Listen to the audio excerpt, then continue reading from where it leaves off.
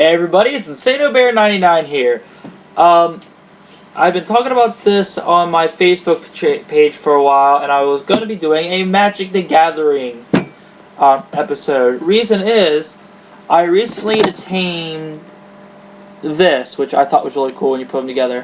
A good friend of mine got me a deal on some Magic cards, and in one of these two sets, let me check, it's not this one. In this one, he had all his own decks that he had built over the years. So today what I'm going to be doing is a look through of what's in the decks. Also, just a few other things. I have the first of the Odyssey series that he gave me, the books. Haven't started reading it yet. Hold on just a moment. Also, I got a 30-sided die. 13, okay, as long as I didn't roll a 1. There's about 7 20-sided dice, some 4-sided, a couple 12-sided, and a bunch of 6-sided. I think there's a 10 in there somewhere as well. But there was a bunch more in this other box, but for the most part, it's just all. This box is holding all my rares and some other special cards that I have set aside, and my tokens. But anyway, I've been through a couple of these decks before. Just because of what the name says on the box does not mean that's what it is. So I will start out with the one that says 1-2 Punch deck. It was part of the Odyssey series. It was an expert deck. Ooh. And we'll see what we got.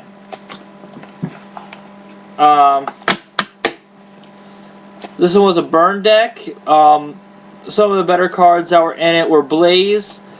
It only cost 1, and however many other cards you want to play with it. Once you do that, it deals that much damage to creature or player. Extremely good for a burn deck. Also, another one I saw, which was a common, was Incinerate.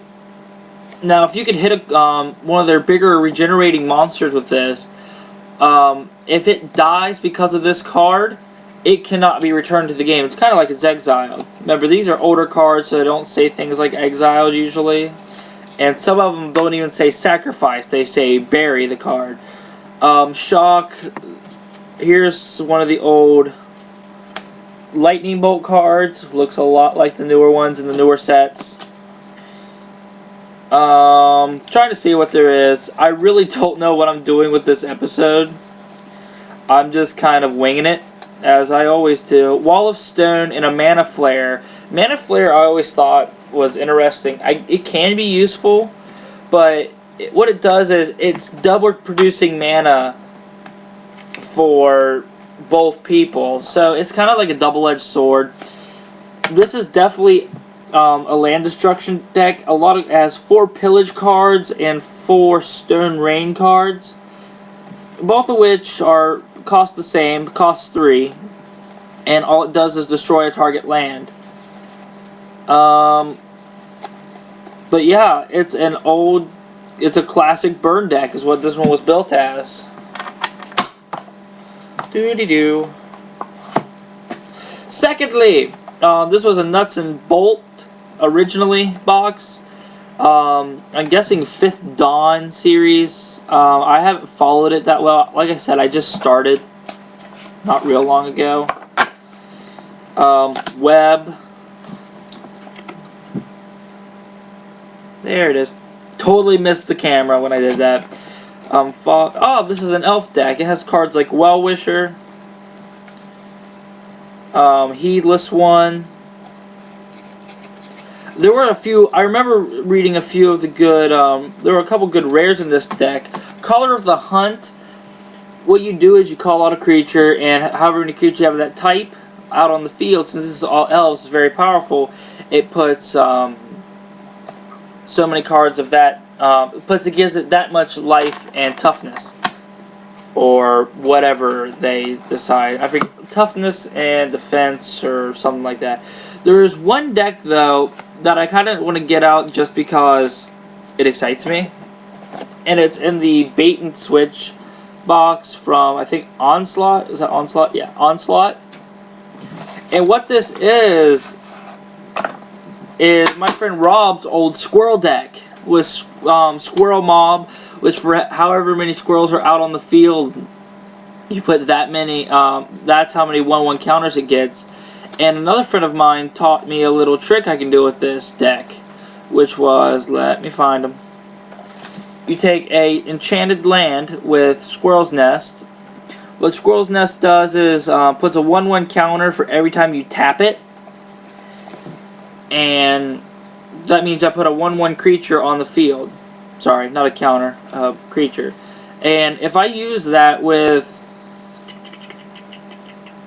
Earthcraft, tap an untapped creature you control, untap target basic land. So what would happen is, every time I put a creature out, I could tap it, untap a land, tap that land, put out a creature.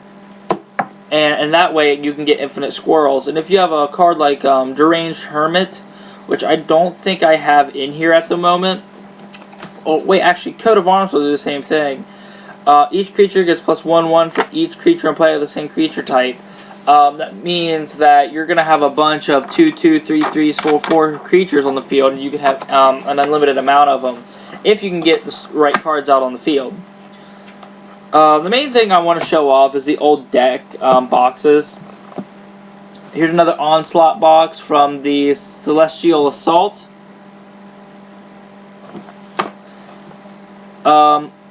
Betrayers. I don't even know. Rat's Nest from, I guess, Betrayers? That's what it's saying anyway. And another Odyssey box, which was the Liftoff deck. Most of these decks are, I believe, over 60 cards that he have built, which is fine. There is no limit. But one of the other things he gave me was this box, which I found interesting due to the fact that it is nothing but sleeves. A ton of sleeves.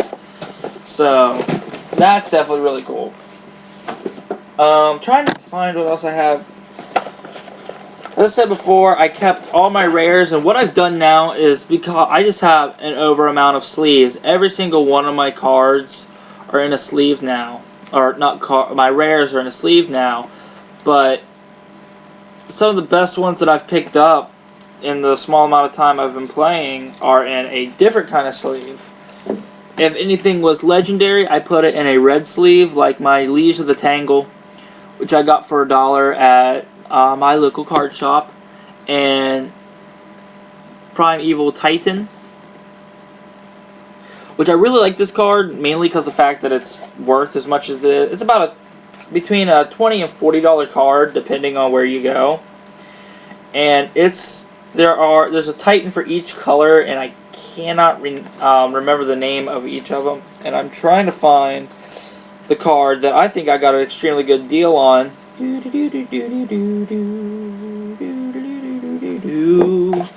Which is weird. I do have one Planeswalker, which I got recently. I bought it. And I got Chandra, and I forget which Chandra it is right now, because for some reason my Chandra card is gone. And I'm actually kind of bugged. Oh, there it is. Naulair. Chandra Naulair, which is one of the basic Chandra cards. It's from the, I don't know what series, I don't know that symbol. But I got it for $4. And there was another one. Oh yeah, this one, I don't know if it's rare or not, but I put it in here because I want to build a deck around it. It's one of those risky cards. It's called Armageddon Clock. What Armageddon Clock does, I'll go ahead and show it to you. And then I'm going to read it. During your upkeep, put a Doom counter on Armageddon Clock. At the end of it, put Armageddon Clock deals X damage to each player. What that does is, it damages both people.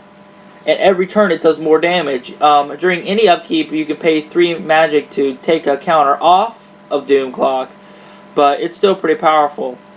Also, I saw this combination when I was at the card shop, but I couldn't find all the cards. And when I got these cards from my friend, he had 4 sets of them. There is a Urza's Power Plant, Urza Tower and Urza's Mine. And what that does is, I can add 2. Each of these are a land. And if you control all 3 of these, each of these count as 2 land whenever you tap them. So that's pretty cool. But,